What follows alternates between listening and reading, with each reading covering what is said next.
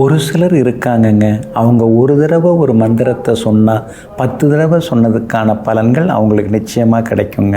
அப்படியா? அப்படி யாருங்க இருக்காங்க அப்படின்னு நீங்கள் நினைக்கலாங்க. அவங்கெல்லாம் வேறு யாரும் இல்லைங்க, அமாவாசையில் பிறந்தவங்க தாங்க. இன்றைக்கி கூட அமாவாசை தான். இன்றைய அமாவாசை ரொம்ப விசேஷமான அமாவாசை. ஏன்னா சூரியன் குரு பகவான் வீட்டில் வந்து உட்கார்ந்துருக்கிறாரு. குரு பகவான் வீட்டில் வந்து உட்கார்ந்ததோடு மட்டும் இல்லாமல் குரு பகவானுக்கு கேந்திரத்தில் இன்றைய தினம் சூரியன் உட்கார்ந்துருக்கிறாரு. 2 கிரகங்களும் பரஸ்பரம் கேந்திரத்தில் உட்கார்ந்துருக்கிறதுனால இன்றைய தினம் நாம் வந்து தான தர்மங்கள் செய்கிறது எல்லாமே நல்லதுங்க. பொதுவாக அமாவாசையிலையா பிறந்திருக்க அப்படின்னு சொல்லிட்டு அமாவாசையில் பிறந்தவங்கள ஒரு சிலர்லாம் வந்து கொஞ்சம் ஏற இறங்க பார்ப்பாங்க. நீங்கள்லாம் ஒரு மாதிரியாச்சு அப்படின்னு நினைப்பாங்க. ஆனால் ஜோதிட சாஸ்திரத்தில் அமாவாசையில் பிறந்தால் அவங்களுக்கு அசாத்தியமான ஆற்றல் இருக்கும், அறிவாற்றல் இருக்கும், நுணுக்கமான நுட்பமான புத்தி இருக்கும் அப்படின்லாம் சொல்லப்பட்டிருக்குங்க. இன்றைய தினம் அமாவாசை தாங்க. இந்த அமாவாசையில் பிறந்தவங்களுக்கு தான் அதீதமான ஆற்றல் இருக்குங்க. அமாவாசையில் பிறந்தவங்களுக்கு கருணாக்கள்லாம் உண்டு. அதனால் அமாவாசையில் பிறந்தவங்கள்டேருந்து நாம் வந்து ஆசீர்வாதம் தான் வாங்கணுமே தவிர அவங்கள்டேருந்து நாம் ஏதாவது வேறு மாதிரியான வார்த்தைகள்லாம் வாங்கிடக்கூடாது. ஏன்னா அந்த வார்த்தையை கொஞ்சம் வலுவாக அடிமனசை போய் தாக்கக்கூடிய சக்தி கொண்டது. அதனால் அமாவாசையில் பிறந்தவங்க அப்படின்னாலே அவங்களுக்கு நிறைய திறமைகள்லாம் இருக்கும். ஆனால் அமாவாசையில் பிறந்தவங்களுக்கு தனிமையில் சில நேரம் வாழ்க்கை தள்ளப்படும். குடும்பத்தோடு இருப்பாங்க, ஆனால் சந்தர்ப்ப சூழ்நிலைகள் குடும்பத்தை விட்டு பிரிய வேண்டியிருக்கும். தாய் தந்தையை விட்டு பிரியறது, வாழ்க்கை துணையை விட்டு பிரியறது, பிள்ளைகளை விட்டு பிரியறது, சில காலம் தனிமையில் தள்ளப்படுதல், இதெல்லாம் உண்டு. அமாவாசையில் பிறக்கிற சில பிள்ளைகள்லாம் நிறைய வருடங்கள் வந்து விடுதியில் ஹாஸ்டலில் தங்கி படிக்கிறது, அதெல்லாமே நாம் வந்து பார்க்குறோங்க. பொதுவாக அமாவாசையில் பிறந்தவர்கள் வந்து ஆழமான சிந்தனை உடையவர்களாக, ஆராய்ச்சியாளர்களாக இருப்பாங்க. எல்லாமே தாமதமாக வாழ்க்கையில் கிடைக்கும். படிக்கும்போதெல்லாம் வந்து ஒழுங்காக படித்து அதிகமான மதிப்பெண்கள்லாம் வாங்க முடியாது. ஆனால் படிப்பு காலம் முடிஞ்ச பிறகு பெருசாக படிப்பு மேலே ஒரு ஆர்வம் வரும், நினைவாற்றல் வரும், எடுத்து சொல்லக்கூடிய திறமைகள் எல்லாமே வரும். இது சின்ன வயசுலேயே இருந்திருந்தால் நம்ம ரொம்ப பெருசாக வந்திருக்கலாமே அப்படின்னு சில நேரங்களில் அமாவாசையில் பிறந்தவங்கள்லாம் ஆதங்கப்படுவதெல்லாமே பார்த்துருக்குறோங்க. சுகர் நாடி அப்படிங்கிற பழைய ஜோதிட நூல்களில் கூட அமாவாசையில் பிறக்கிறவங்களுக்கு மந்திர சித்திகள்லாம் இருக்கும். மந்திரங்கள் அவங்க சொல்லும் பொழுது அதுக்கான முழு பலன் அவங்களுக்கு கிடைக்கும். ஒரு முறை ஒரு மந்திரத்தை அவங்க உச்சரிக்கும் பொழுது 10 முறை உச்சரித்தால் ஏற்படக்கூடிய பலன்கள் அவங்களுக்கு நிச்சயமாக கிடைக்கும் அப்படின்னு சொல்லப்பட்டிருக்குங்க. பொதுவாக அமாவாசையில் பிறக்கிறவங்க வந்து பெற்றோரை விட்டு பிரிஞ்சிருக்கக்கூடிய சூழல்கள்லாம் சிலருக்கு வந்து சேருங்க.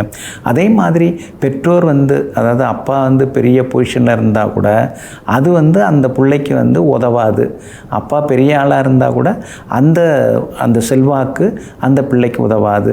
அவர் ஒரு பக்கம் இருந்தாலும் அமாவாசையில் பிறக்கிறவங்க அவங்களா உழைச்சி அவங்களுடைய நட்பு வட்டம், அவங்களுடைய சில விஐபி தொடர்புகளை வச்சு தான் அவங்களால முன்னுக்கு வர முடியும். அதுக்கு பேர் தாங்க அமாவாசை. அதனால் அமாவாசையில் பிறந்தாலே அது சரி வராது, அது வேறு மாதிரி, அவங்கள்ட்ட ஒரு கள்ளத்தனம் இருக்கும் அப்படின்லாம் சிலர் சொல்கிறதெல்லாம் வந்து ஜோதிட சாஸ்திரப்படி ஒரு தவறான கருத்து, தவறான சிந்தனை. பொதுவாக அமாவாசையில் பிறக்கிறவங்க அவங்க மனசுக்குள்ளார சில விஷயங்களை பூட்டி வச்சுருப்பாங்க. பெருசாக யார்ட்டையும் அதை வந்து வெளிப்படுத்திக்க மாட்டாங்க. மணிக்கணக்கில் பேசினாலும் மனசில் உள்ளதை வந்து சீக்கிரம் வெளியிடாமல் வச்சுருக்கிறவங்க அமாவாசை திதியில் பிறந்தவங்க. அதுக்காக அவங்கள வந்து வேறு மாதிரிலாம் சொல்ல முடியாது. நேரம் வரும்போது கரெக்டாக அதை சொல்லி காட்டுவாங்க. அதுதான் அந்த அமாவாசையோட பலம்ங்க. பொதுவாக இன்றைய தினத்தில் மருந்து உண்பது நல்லது. ஏன்னா அமாவாசை அன்னைக்கு மருந்து சாப்பிட்டா நோய் சீக்கிரமாக குணமாகும். நோயுற்றவங்க இன்றைக்கி குளிக்கலாம், மூலிகை குளியல் அதெல்லாம் இன்றைக்கி வந்து கூட எடுத்துக்கலாம். முன்னோர்களை நினச்சி இன்றைக்கி வழிபடணும், அது ரொம்ப ரொம்ப முக்கியம். அதனால் எள்ளும் தண்ணியும் இறைச்சி திதி கொடுக்கறதெல்லாம் இன்றைக்கி ரொம்ப விசேஷமான பலன்களை கொடுக்கும். அதே மாதிரி அன்னம் இன்றைக்கி வந்து தானம் கொடுக்கறது, துணிமணி கொடுக்கறது, நீர்க்காய்கள், சுரக்காய், அதே மாதிரி பூசணிக்காய், பரங்கிக்காய், வாழைக்காய், வாழைத்தண்டு, வாழைப்பழம், இந்த மாதிரி நீர் காய்கறிகள் அதெல்லாம் இன்றைக்கி வந்து தானமாக கொடுத்தோம்னா ரொம்ப நல்லாயிருக்கும். ஆராய்ச்சியாளர்களாக எப்பொழுதுமே இருப்பாங்க, ஆழமான அறிவுத்திறன் கொண்டவங்களாக இருப்பாங்க. அதே மாதிரி மாநிலம் கடந்து, நாடு கடந்து வேற்றுமொழிக்காரங்களாம் அவங்களுக்கு உதவிகரமாக இருப்பாங்க. அவங்க இனத்தை சார்ந்தவங்க அவங்களுக்கு உதவலைன்னாலும் வேற்றினத்தை சார்ந்தவங்க, வேற்றுமொழிக்காரங்க அவங்களாம் அவங்களுக்கு உதவிகரமாக இருப்பாங்க. அதனால் அமாவாசை அப்படின்னாலே அதுக்கு வெவ்வேறு பலன்கள் உண்டு. அது மாதிரி சித்திரை மாத அமாவாசை, வைகாசி மாத அமாவாசைன்னு ஒவ்வொரு மாதத்திலையும் அமாவாசை மாதம் வருது.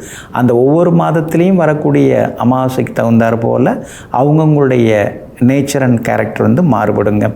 பொதுவாக அமாவாசையில் பிறந்தவங்க அறிவாளியாக அடுத்தவங்க விஷயத்தில் இருந்தாலும் தன் விஷயத்தில் ஏமாளிகளாக இருந்து ஏமாந்து போவதையும் நாம் பார்த்துருக்குறோங்க. அதனால் அமாவாசையில் பிறந்தவர்களுக்கு ஆற்றல் அதிகம், அறிவாற்றல் அதிகம், ஆன்மீக அறிவாற்றல், அதே மாதிரி ஆண்டனுடைய அருளும் அதிகம்தாங்க. நெஞ்சிற்கினியவர்களே, புந்தி வாரமாகிய இன்றைய நாள் உங்களுக்கு பொன்னையும் பொருளையும் அள்ளித்தரும் அஷ்டலட்சுமி கடாட்ச நன்னாளாக அமையட்டும். மீண்டும் நாளை காலை சந்திப்போம். நன்றியுடன் உங்கள் ஜோதிட முனைவர் KP வித்யாதரன். வணக்கம்.